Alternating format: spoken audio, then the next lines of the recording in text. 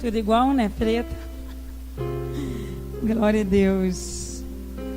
Quantos estão aí descansados do início do ano aí? Pouca gente está descansada. Foi maravilhoso, amados. Aqui a nossa virada do ano. Quantos ainda estão comendo aí coisas da ceia? Meu Deus do céu. Glória a Deus. Foi uma bênção, né? Uma mesa farta, provisão aí de excelência, doce, salgado. Uma coisa aí maravilhosa, né? Difícil fazer dieta, né? Quem estava na dieta, saiu da dieta nesse dia. Foi maravilhoso, muito bom. E foi, assim, um momento de alegria, mas nós tivemos aí uma bateria, né? Nas semanas aí de trabalho na igreja. Eu, dia primeiro, eu passei o dia todo na cama. Só levantava a comer e ia dormir. Estava muito cansado, meu Deus do céu. Era um cansaço assim acumulado, né? De vários dias. Fiquei moída, não saí para nada de casa. Fiquei o dia todo em casa, porque a gente estava cansado. Não sei você, mas foi dia assim, ó. Chegando aqui de manhã cedo, saindo daqui, né, Ramon? Saindo daqui tarde da noite, no sábado, né? No sábado, nós saímos daqui tarde, não sei se era. Saí daqui, acho que era 11 e pouca, né? A gente saiu, aí 15 para 7 eu já estava aqui, na igreja. Eu falei, Jesus, e foi o dia todo, domingo todo. Eu falei, vou dormir um pouquinho de tarde, mas aí faz uma coisa, faz outra, meu Deus. Glória a Deus. No final deu tudo certo. E, amados, a gente está com um grande desafio esse mês, né? Que a gente comprou coisas para a igreja. A gente tinha nossas despesas fixas e tivemos despesas extras também. Não sei se você observou, a gente está ali com a cabine de som. Compramos o cabeamento todo, né? Que foi, quanto, Ramon, que deu?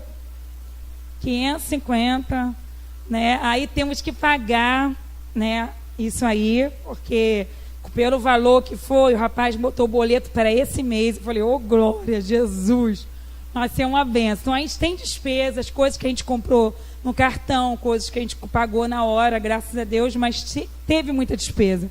Porque a gente vai fazer, tem que fazer bem feito, não é verdade? Então a gente precisa aí da colaboração da igreja, dizimistas fiéis, oferta, e eu creio que Deus vai honrar, porque Ele sempre honrou. A gente nunca ficou devendo nada, graças a Deus. A igreja nunca ficou no vermelho de nada. Deus, Ele é fiel. Mas Deus quer usar você para fazer parte desse mover que Ele quer trazer aqui na igreja, porque é um privilégio. Amém? Quantos estão dispostos a isso? Amém? Em nome de Jesus. Então vamos compartilhar uma palavra de Deus no livro de Gênesis, capítulo 21.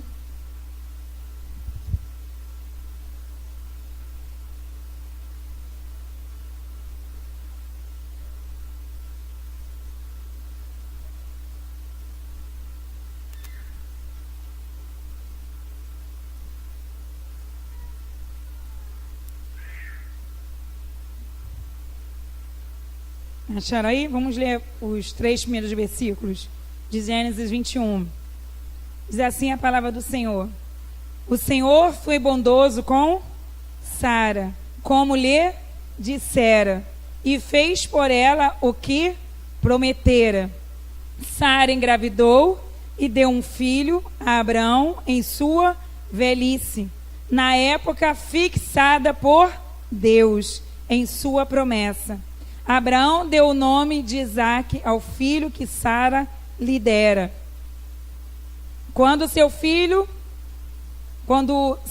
Isaque tinha 8 dias de vida, Abraão o circuncidou, conforme Deus lhe havia ordenado.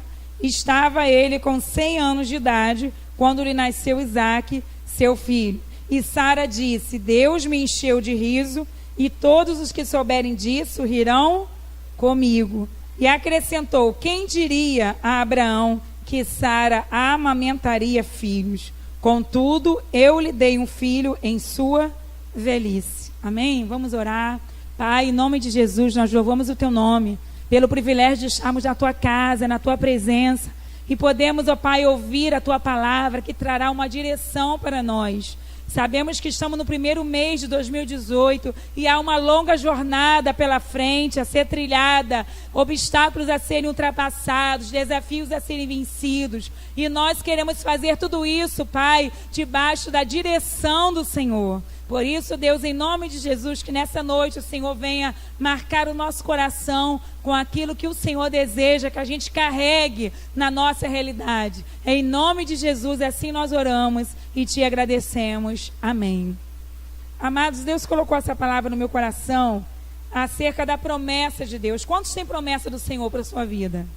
Amém? Quantos aqui ainda não viram essas promessas se concretizando na sua vida? Quantos ainda não viram alguma promessa? Amém? Você que não levantou o braço, o que? Deus não está te prometendo nada. Deus não te prometeu nada, né? Alguma coisa. Repita assim comigo. Deus é um Deus de promessa. E nós lemos no livro de Gênesis que Deus, ele fez promessa para Abraão. Nós até falamos lá na virada do ano, em Gênesis 12, do chamado. Mas nós precisamos saber que toda promessa, ela é provada pelo tempo. Repita assim, toda promessa, ela é provada pelo tempo. E muitas vezes nós que somos os receptores da promessa, somos tentados diante dessa promessa. A tentação, ela existe em várias áreas. Quantos aqui já foram tentados em alguma área? Tem uns que são tentados na sua identidade espiritual. Jesus foi um exemplo disso ao estar no deserto. O diabo tentou falando, se você é filho de Deus, faça isso ou faça aquilo. O diabo queria que ele ali se confundisse na sua identidade. Porque se ele perde a identidade, a certeza da identidade dele, ele também não usaria de autoridade. Repita comigo assim, identidade respalda a autoridade. Se você tem identidade e certeza de quem você se posiciona de uma maneira diferente. Agora, se você não sabe quem você é, você tem medo. Você se sente encurralado, você fica perdido. Você não sabe como entrar, como sair de um lugar. Porque você depende de uma identidade. Tem outras pessoas que elas são tentadas nas suas fraquezas. Quantos aqui possuem fraquezas? Você já foi tentado na sua fraqueza?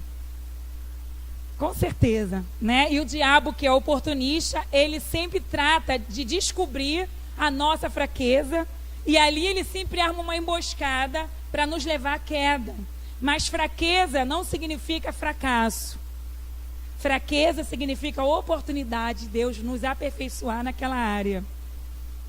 Tem gente que vive usando a fraqueza como desculpa. Ah, Deus sabe, né, da minha fraqueza quando é tentado, eu não resisti. Deus sabe. Mas Deus sabe que fraqueza não pode significar fracasso. Fraqueza vai significar uma oportunidade de Deus agir na nossa vida. Paulo, ele falou o quê? O teu poder se aperfeiçoa nas minhas fraquezas.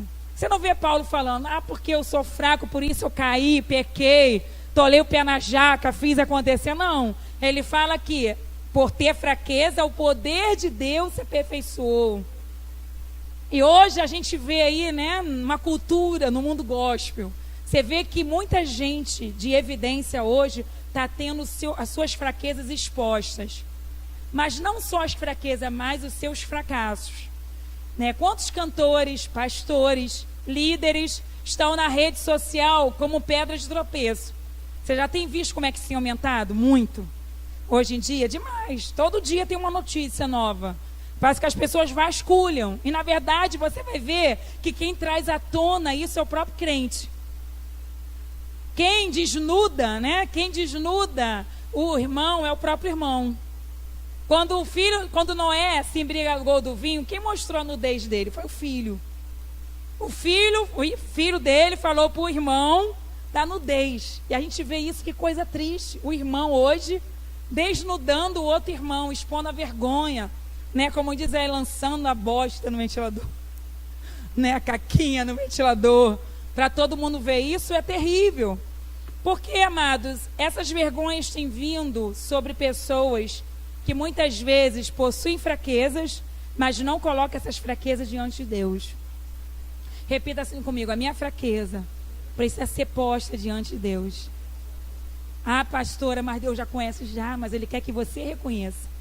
Se você não reconhece aonde você é fraco, você vai sair na frente, né? Sem nenhuma vigilância, porque você acha que você está forte, mas você está fraco. Você está precisando de fortalecimento, de tratamento naquela área. E muitas vezes as pessoas são tentadas nisso. Mas existem aquelas pessoas também que são tentadas na sua fé. E esse texto da Bíblia fala de um momento marcante na vida de Abraão e Sara, porque foi o momento que Deus cumpriu a promessa. Mas antes desse momento chegar, Sara, ela foi provada, foi tentada na sua fé. Repita comigo assim: a tentação pode vir em relação à minha fé. Porque a gente sabe que Deus prometeu um filho para Abraão e Sara e eles já eram velhos. Mas durante esse tempo de espera, eles precisavam agir pela fé. E nós vemos na Bíblia que não foi isso que aconteceu, não de imediato.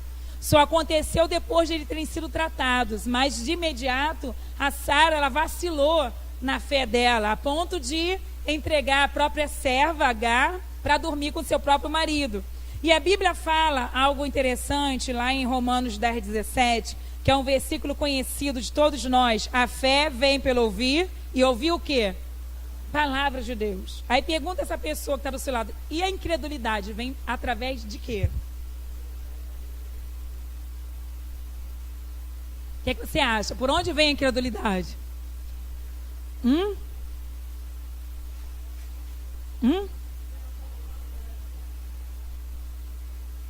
Mas não é bem isso que eu quero ouvir. Existe uma porta por onde a incredulidade ela entra. A fé vem por ouvir. Eu ouvi a palavra. E a porta então é o ouvido. E da incredulidade é o quê? Repita assim: o ouvido também. As duas coisas vêm pelo ouvir: a fé e a incredulidade. Paulo fala assim: as más conversações corrompem os bons costumes. Passa a andar como murmurador o mês todo de janeiro, e você vai ver que em fevereiro você não vai ter força nem para levantar da cama e vir para a igreja.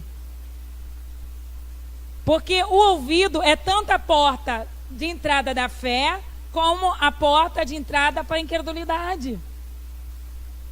A incredulidade, ela é um mal que assola a vida de muitas pessoas. Não é o maligno que nos torna incrédulos, mas somos nós que emprestamos os nossos ouvidos para ouvir quem não devemos ouvir, ou para ouvir coisas que não devemos ouvir. Você hoje está aqui ouvindo essa palavra, mas se você for para a sua casa e ficar daqui até meia-noite ouvindo o que não presta, isso aqui vai se perder. Porque a fé é como uma chama que acende dentro de nós. Uns têm uma chama pequena, como uma vela. Outros têm uma chama maior, como aquela que sai da boca do fogão. Outros têm uma chama maior, como uma fogueira. Mas é uma chama. E dependendo de como a gente trata com essa chama, ela pode se apagar. Amém, amado? A vela, ela acende ali a chama. Mas se você ficar com a vela acesa, né, vai chegar um momento que ela vai se apagar. Se vir um vento forte, o que acontece com essa chama? Ela apaga. Assim também é a nossa fé. Não basta você saber assim: Deus tem uma promessa na minha vida, eu quero hoje conhecer as promessas de Deus para mim. Você precisa, mais do que saber sobre a promessa, é saber como manter a chama acesa, para você receber a promessa e você não ser tentado em sua fé, de maneira que a incredulidade faça morada na sua vida. O incrédulo, amado, não é só aquele que está lá fora. Às vezes a gente acha assim: é o incrédulo, é o ímpio. Incrédulo é todo aquele que um dia creu em algo e deixou de crer. Não significa que é aquele que entrou na igreja hoje não está mais. Não. Você pode ser um incrédulo em relação a muita coisa. Em relação ao conceito de família, em relação à maneira como a pastora Andréia prega, em relação a tanta coisa. A Bíblia também. Hoje tem gente até sendo incrédula em relação à Bíblia. Não é verdade? Você acredita mesmo na Bíblia? Isso foi um livro escrito por homens. Você acredita nisso? Há muitos anos atrás, quando eu fiz da Maranata Cidade de Deus, fui evangelizar lá a comunidade Josué, né? Ali, perto onde o Fabiano Marluce mora e tal. Aí o homem falou assim pra mim, menina, que eu tinha 23 anos, né? Menina, fazer o quê, né? Aí, menina, você acredita que Jesus é uma lenda? Você acredita nesse livro? É um livro de história. E tem muita gente assim, acreditando que isso aqui é uma história. Mas não é gente ímpia, não, até dentro da igreja. O evangelho, amado, ele é sim, sim, não, não. O evangelho, ele é prático. Né? Tem gente que fica, aí hoje fica assim, não, isso aí é lá do Velho Testamento. Ah, isso é do Novo. Ah, isso não é para agora, não. Ah, não, Deus é um Deus de amor, de misericórdia. Não é assim, não precisa desse radicalismo todo. Não tem nada a ver. Esse tipo de argumento manifesta o quê? Incredulidade. É melhor você ser excessivo no zelo pelas coisas de Deus do que você ser uma Maria Vasquez outras, né? Um incrédulo de carteirinha, fazendo separações. Ó, esse versículo é para mim. Esse aqui é para o irmão que não está aqui. Tinha que ouvir isso. Né? Tem gente que tem um versículo apropriado para cada irmão. Mas às vezes a gente não olha para nós e não procura encaixar essa palavra para nós. Repita assim comigo: eu preciso ter o cuidado com os meus ouvidos, porque a fé e a incredulidade vêm pelo ouvido. Amém? Em Gênesis capítulo 2 e capítulo 3, você vai ver que Eva, ela perdeu a fé na palavra de Deus quando ela emprestou os seus ouvidos para a serpente. Então a vida dela não se arrebentou, podemos dizer assim, não entrou no processo de destruição quando ela comeu do fruto. Aquilo ali foi consequência. O comer do fruto foi a consequência.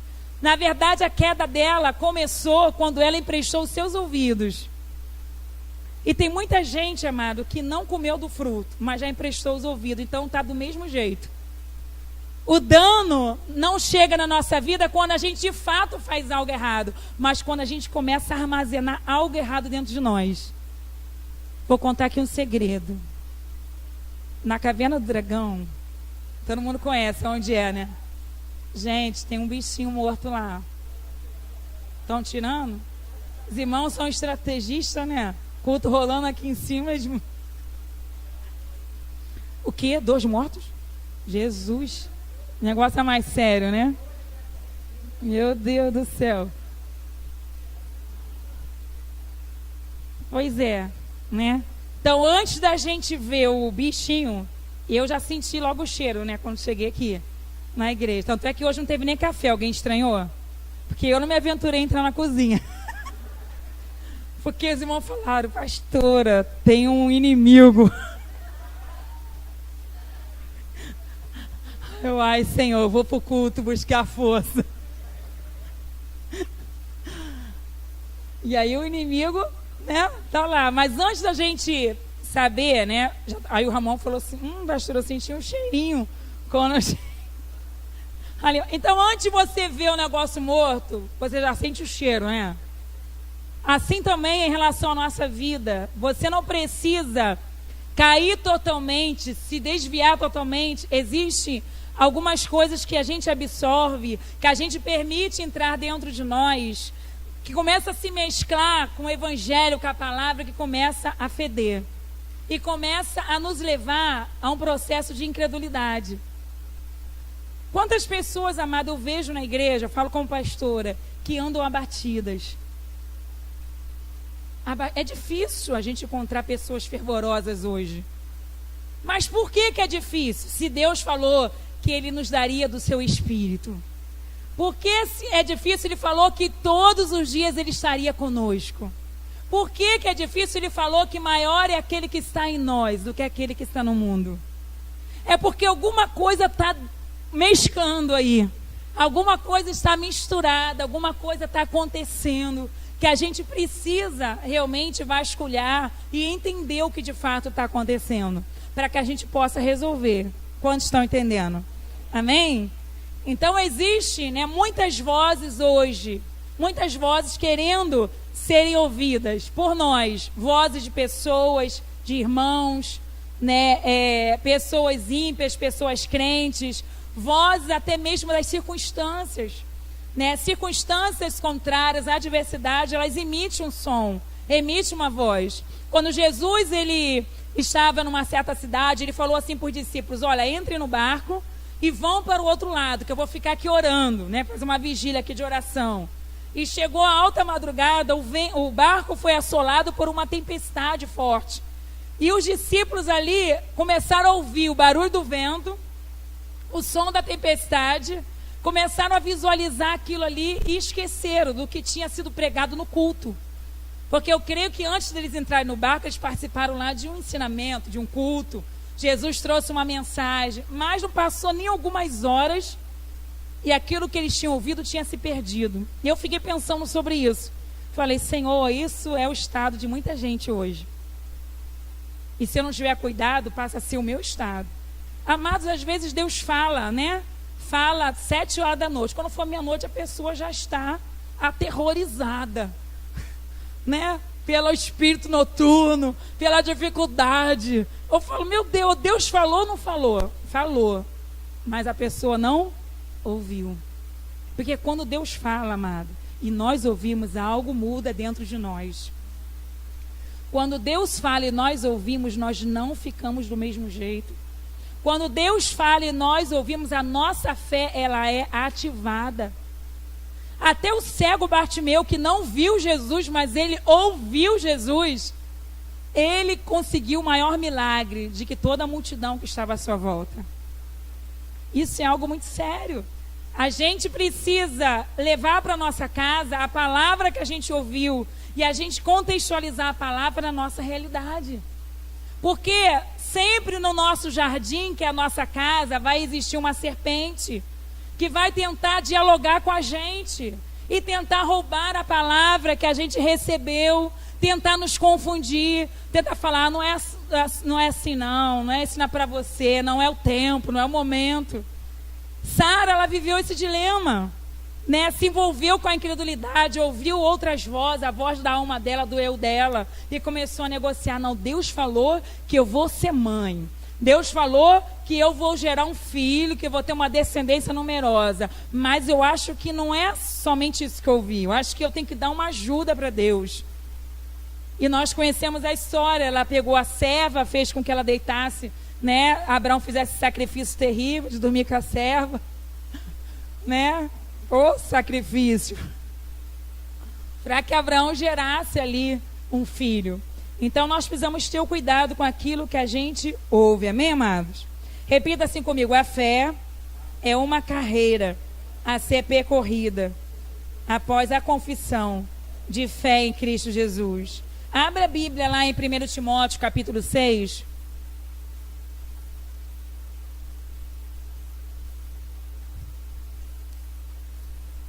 1 Timóteo capítulo 6.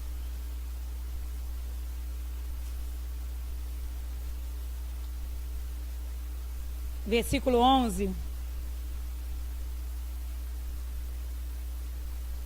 Diz assim a palavra do Senhor. Acharam aí? Amém ou misericórdia? Oh, glória. Você, porém, homem de Deus, está Paulo falando para Timóteo, né, o filho dele ali na fé. Você, porém, homem de Deus, fuja de tudo isso e busque a justiça, a piedade, a fé, o amor, a perseverança e a mansidão. Né? Paulo falou: não ore, mas busque, né? Buscar. Aí diz assim: combata o bom combate da fé, tome posse da vida eterna, para a qual você foi chamado e fez a boa confissão na presença de muitas testemunhas. Então Paulo aqui está advertindo a Timóteo de que a fé, ela é comparada com uma corrida, ela é comparada com uma carreira, que nós precisamos participar disso, nos empenhar todos os dias, né, para combater o bom combate da fé, a luta na guerra. Nada vem de mão beijada. A única coisa que cai do céu é chuva, né? De graça, que você não vê, mas cai. Você vê, aliás, mas você não espera, não ordena. Mas cai. O resto, nós temos que verdadeiramente batalhar. E nós precisamos entender que nós estamos vivendo os últimos momentos da igreja do Senhor. Quem aqui tem a convicção que faz parte dos últimos momentos da igreja do Senhor na terra? Amém? E como é que você vai garantir a sua entrada na eternidade com o Senhor? É sentado, acomodado ou é lutando? Né? Paulo falou nos últimos dias da sua carreira: combati o bom combate, acabei a carreira, guardei a... E olha, amado, o homem foi apedrejado, foi caluniado, perseguido, né? Foi ali maltratado, aprisionado muitas vezes, açoitado. Tudo aconteceu e ele diz nos últimos dias: eu guardei a fé. Ou seja, de tudo que ele viveu, ninguém conseguiu roubar dele o mais importante, a fé. A Bíblia fala: sem fé é impossível agradar a Deus. Se você sabe, amado, que Deus, para fazer algo na sua vida, precisa encontrar em você fé, então por que você não vai correr atrás disso? Por que você não vai batalhar por isso? Por que você vai entregar isso de mão beijada para o inimigo, para as circunstâncias? Se você deve batalhar pela fé. Fala para a pessoa que está do seu lado: saia do comodismo, combata o bom combate da fé, tome posse da vida eterna. Por que Paulo fala tome posse?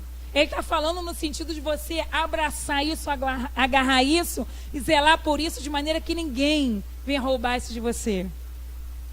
Hoje em dia, os assaltos têm sido em cima de quê? De celular, não é? Os celulares mais modernos são os que mais atraem os bandidos. E toda pessoa que tem um celular bom não fica de bobeira na rua. Não é verdade? Uma vez eu liguei para irmã Cádia, aí ela falou: pastor, depois você fala que eu vou subir aqui a passarela na Barra, e aí eu não posso ficar com esse celular dando mole. Porque você ficar dando mole, tá falando: bandido, vem pegar bandido. Né? Então, aquilo que você sabe que é importante, que custou caro, você não deixa de bobeira. Eu já estou muitos anos sem ir na praia, né? Assim, entra verão, sai verão, não vou na praia. Sempre falo que vou e não vou.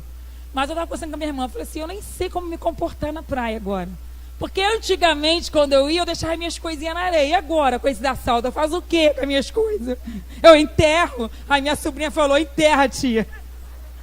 Eu falei: gente, eu vou ter que fazer ali um esconderijo na areia para esconder minhas coisas. Já na barraca?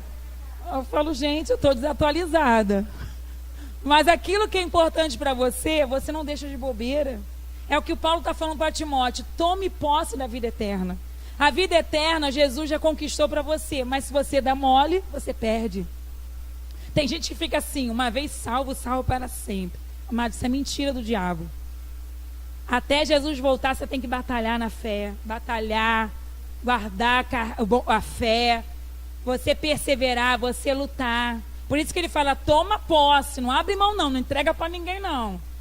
Fique esperto, vigia, para que você não venha perder. É o que Paulo estava falando, né, para Timóteo.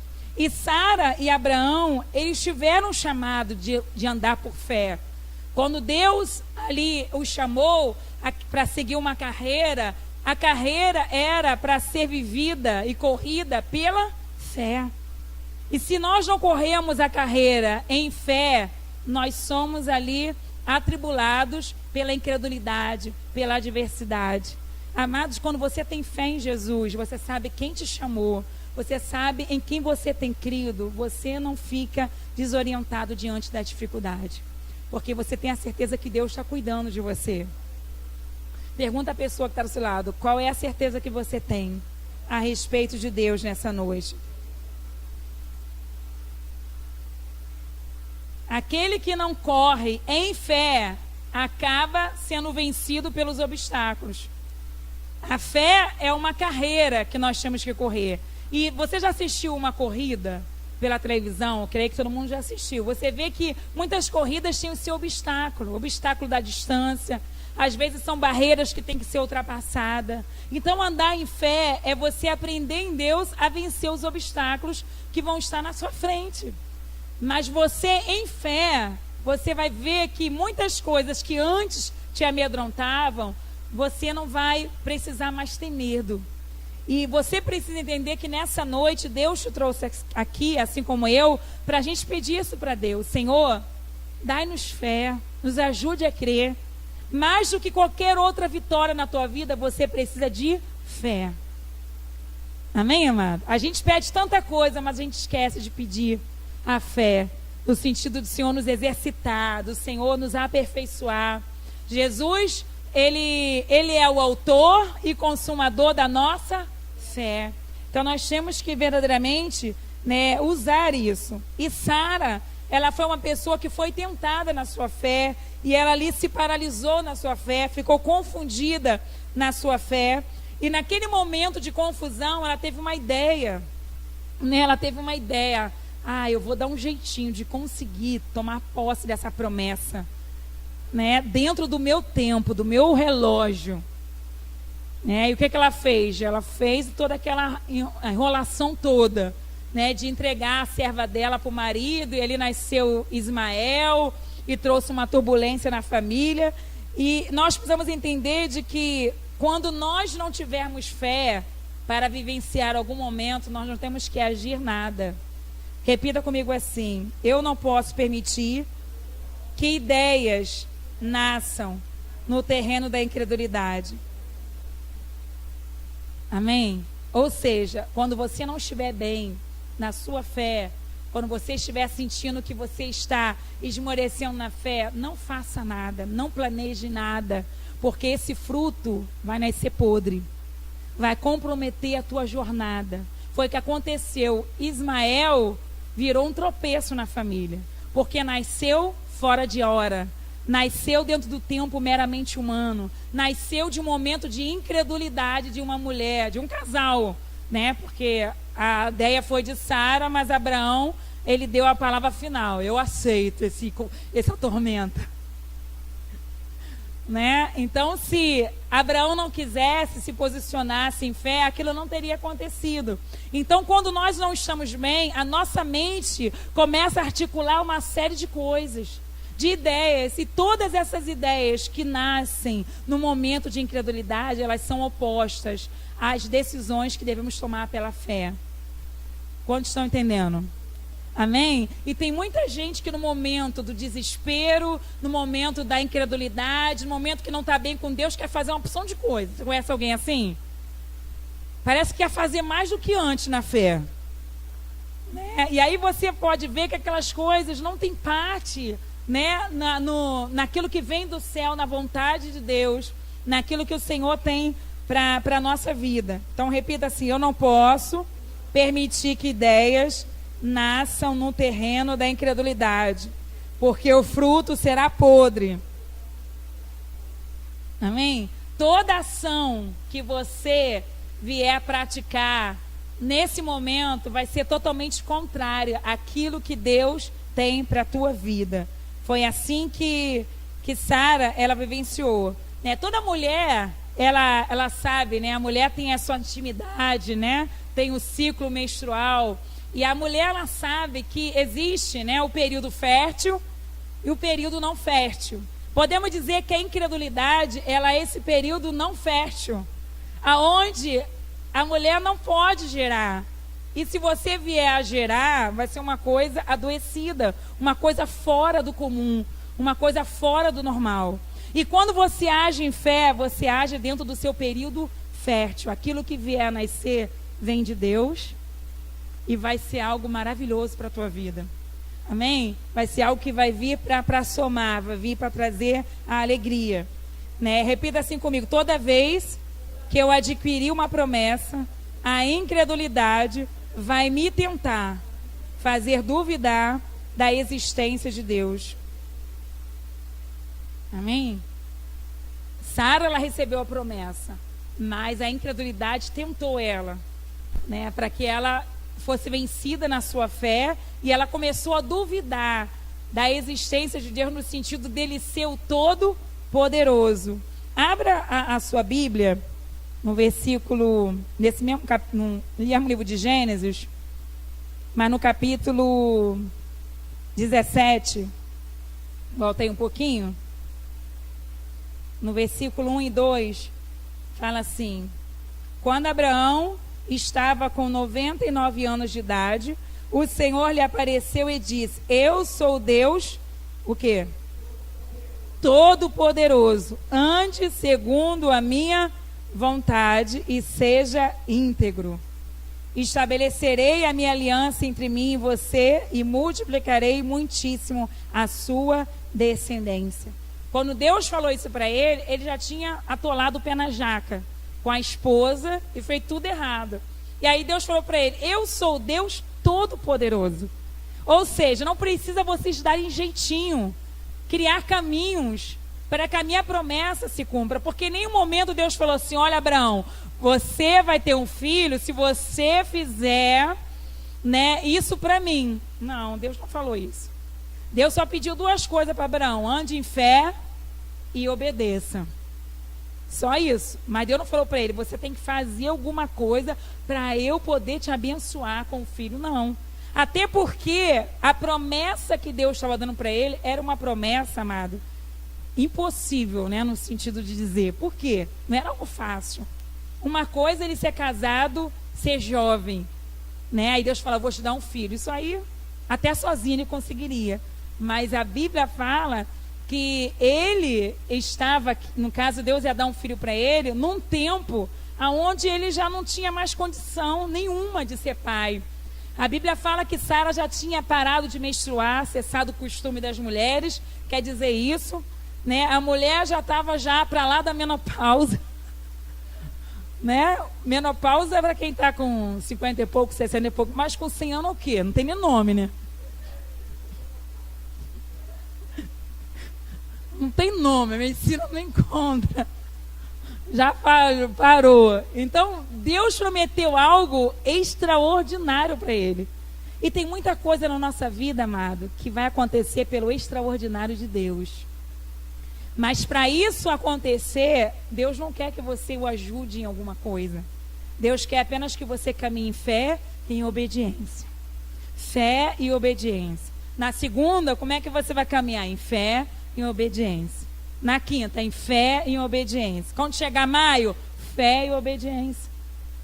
Deus foi permitindo, né, os anos se passarem para ver qual era a pegada, né, de Abraão e Sara. Tem muitas vezes que a gente pensa assim: ah, está demorando. Não, é Deus revelando o nosso coração, a nossa disposição, o nosso nível de aliança com Ele, para que Ele possa verdadeiramente trazer, né, o extraordinário para a nossa vida. Amém, amados? Isso é algo importante. Então, toda vez que você adquirir uma promessa, a incredulidade vai tentar fazer você duvidar da existência de Deus, né? Por que isso acontece? Porque o que Deus promete, só Ele pode fazer. Foi o que aconteceu na vida, né, de Sara e de Abraão. E nós precisamos entender que uma das razões porque Sara, ela duvidou, ela ali entrou nesse nível de incredulidade, é porque faltou relacionamento. Fale para a pessoa que está do seu lado: não basta só saber da promessa, você tem que ter relacionamento. Você não vê na Bíblia, assim, um versículo falando que Sara orou. Você vê assim, Sara rindo, debochando, né? Quando o anjo apareceu lá para falar para Abraão, lá da tenda dela, ela riu. Aí o Senhor falou: por que você ri? Não, não ri não, ainda mentiu, né? Descarada. Mas Deus é tão tremendo que Deus falou: você vai gerar um filho, a um tempo determinado, eu vou te visitar e você vai gerar um filho. Essa visita a gente não sabia quando ia acontecer, né? Mas Deus falou e ia acontecer. Mas Sara ali, ela riu. Você não vê a Sara levantando o altar, adorando a Deus. Você vê Abraão fazendo isso, né? E a mulher era tão abençoada que ainda ficava tentando instigar o marido, né, a andar no mesmo nível que ela. Tem muita gente assim, muitos casamentos assim, né? Um espiritual, o outro carnal, né? E o carnal quer puxar o espiritual. Vem pra mim, vem. Né? E aí vice-versa. Mas a gente precisa entender que aquele que é espiritual precisa governar a casa, precisa verdadeiramente assumir uma posição, porque é através desse posicionamento dessa pessoa é que o extraordinário de Deus ele vai chegar. E pelo fato da Sara não ter um relacionamento com Deus, ela ficou turbada. Porque relacionamento gera o quê? Gera confiança. Repita assim, relacionamento gera confiança. Como é que você vai crer que Deus vai fazer se você não tem relacionamento com Ele? Como é que você vai crer que Deus vai fazer se Deus para você é igual aquele amigo que você viu lá, né, em 2010 e agora de vez em quando vocês se falam? Já viu aquele amigo longe? Né, aquele amigo longe, aí uma vez no ano você fala ali, dá um oi, dá um feliz aniversário, né? Ah, tá, mas é meu amigo, você fala, é meu amigo. Mas não tem relacionamento. Aí se alguém chegar para você e falar assim, ó, fulano é assim, assado, você às vezes acredita com uma facilidade porque você não tem relacionamento. Quando você tem relacionamento, pode alguém chegar para você e falar alguma coisa desse seu amigo, o que você vai responder? Não, eu conheço. Eu sei que esse não é o caráter dele. Eu sei que essa pessoa não age assim, jamais. Você vai até aquela pessoa e vai falar, aconteceu isso de fato? Eu quero ouvir de você. Não é assim que acontece? Assim também é nós com Deus. Se a gente não tem relacionamento com Ele, qualquer coisa nos leva no papo, no bico. A gente tem dificuldade de permanecer, de alavancar, de acreditar, de perseverar, de confiar que vai acontecer. Os anos começam a abalar a nossa estrutura, porque a gente vai perdendo o quê? A fé. E foi isso que aconteceu com Sara. A gente lê a história dela, a gente diz assim, ah, a mulher vacilou. Mas a gente fala, o que que fez ela vacilar? Sempre tem um antes, né? Do negócio acontecer. Sempre tem ali um caminho que a pessoa trilhou. Né? Igual quando a gente sabe dos escândalos. A pessoa não dormiu de um jeito e acordou praticando aquilo, amado. É um processo. É um processo. Algo foi alimentado, algo foi planejado. Né? Houve ali uma falta de vigilância. Aí quando tu vai ver, quando tu sabe, né, da tragédia, né, você não sabe de fato o que aconteceu. Porque houve ali um percurso que a pessoa fez. Então, Sara, para chegar nesse nível de ter dado a serva dela para dormir com o marido, é porque ela já não estava bem já há um tempo. Ela já não ouvia Deus, já não falava com Deus, já tinha alguma coisa ali atrapalhando a comunicação, né? Alguma coisa que a gente não sabe, mas nós precisamos ter realmente um relacionamento com Deus. Fala para a pessoa que está do seu lado, se não há relacionamento, não há confiança. Né? E se não há confiança, você não sabe, se não há relacionamento, aliás, você não sabe como Deus trabalha. Como é que Deus trabalha, amado? Qual a maneira de Deus trabalhar? Você só vai conhecer a maneira de Deus trabalhar se você estiver caminhando com Ele. Né? Quando Deus enviou os anjos até Abraão, eram 3 anjos.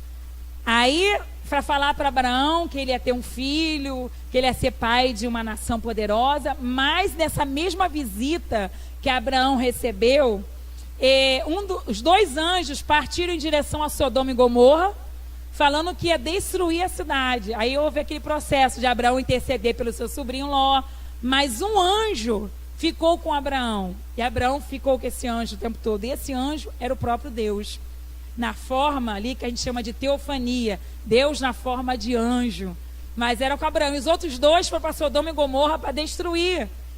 E Abraão, ele sabia como Deus trabalhava, né? Ele sabia tanto que ele decidiu interceder, porque ele sabia que Deus ouve orações, Deus ouve clamores. Então ele pensou, eu vou clamar aqui nesse momento, eu sei que Deus trabalha desse jeito, trazendo resposta à oração, trazendo resposta ao clamor, Deus ouve a intercessão.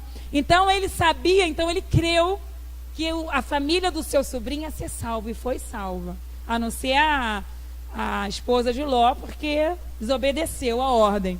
Então quando nós temos relacionamentos, nós aprendemos como Deus trabalha. Não na totalidade, mas nós começamos a conhecer o caráter de Deus. E se a gente conhece o caráter de Deus, não nos falta convicção e nem fé naquilo que a gente está vivendo. Porque muita gente hoje está esmorecendo na fé. Não conhece Deus, não conhece o caráter de Deus. Então acha que Deus não está fazendo nada, que Deus não está vendo nada. Eu me lembro que quando eu me converti, há 20 e poucos anos atrás, tinha um louvor que cantava na igreja, que falava assim, eu não vou cantar, né? Não sou louca.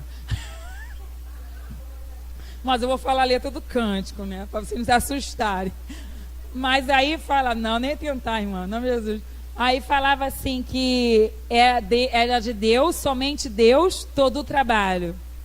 E o nosso trabalho era descansar em Deus. Lembra? Alguém lembra desse louvor? Né? Que falava que é de Deus, só de Deus todo o trabalho. E o nosso trabalho era o quê? Descansar em Deus. Exatamente isso. Você só sabe que Deus trabalha se você tiver relacionamento com Ele.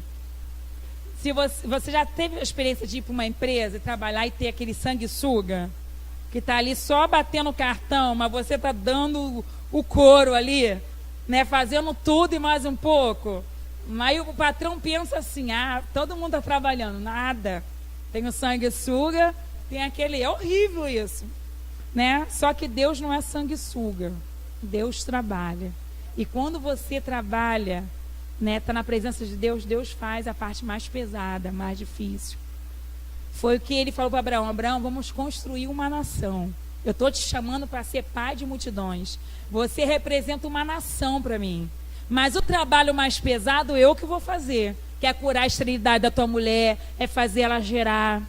E o interessante é que diz no capítulo 21, se você continuar lendo, que Deus não só permitiu que ela tivesse o filho, como permitiu também que ela amamentasse.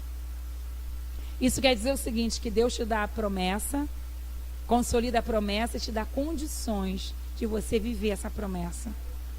Deus te respalda nessa promessa. Já viu quando uma mãe tem um filho e não pode, né, não tem leite? Acontece, não acontece? Sara poderia ter passado por isso. Ela já era velha, então se Deus desse o filho para ela já era um milagre. Mas Deus faz tudo completo. Eu não só vou permitir que ela segure o filho, como ela vai amamentar. Eu creio que se tivesse outras crianças na vizinhança dos servos, eu também daria o leite. Porque Deus faz tudo de maneira abundante. Amém? Então o trabalho é do Senhor e o nosso é o quê? Fé e obediência. Repita assim, fé e obediência. É tudo que eu preciso para viver as promessas do Senhor. Amém? E para nós terminarmos aqui, né, diz assim também: antes do tempo determinado chegar, Sara e Abraão tiveram que aprender a encontrar o caminho da perfeição em Deus.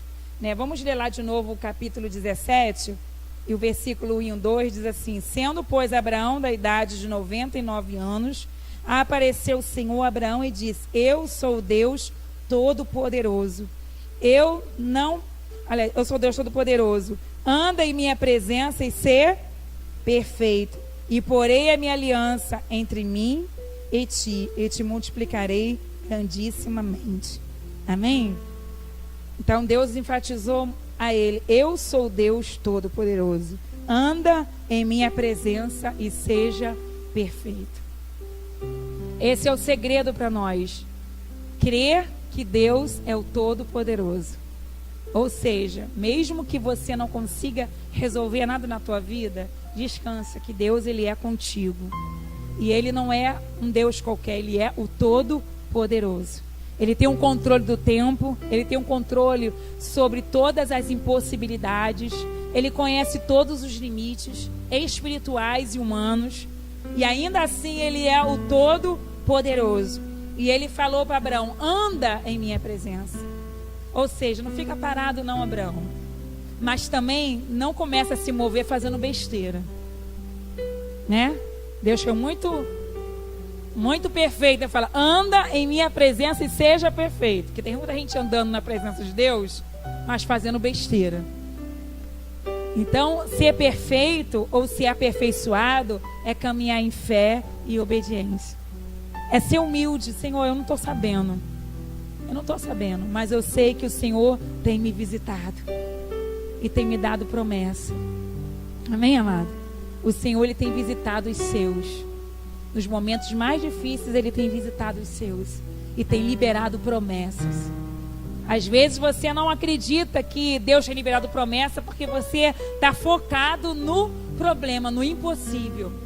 Como Sara estava, né? Deus visitou a tenda de Abraão, a mulher estava tão envolvida pela esterilidade, pela idade dela, que ela não percebeu que aquela visitação era uma marcação dos céus na casa dela. Os céus estavam marcando aquela casa. A bênção vai chegar nesse lugar. Essa família vai multiplicar. A bênção do Todo-Poderoso vai pairar aqui nesse lugar. E Deus, Ele quer fazer isso na nossa vida. Queria que você se colocasse de pé.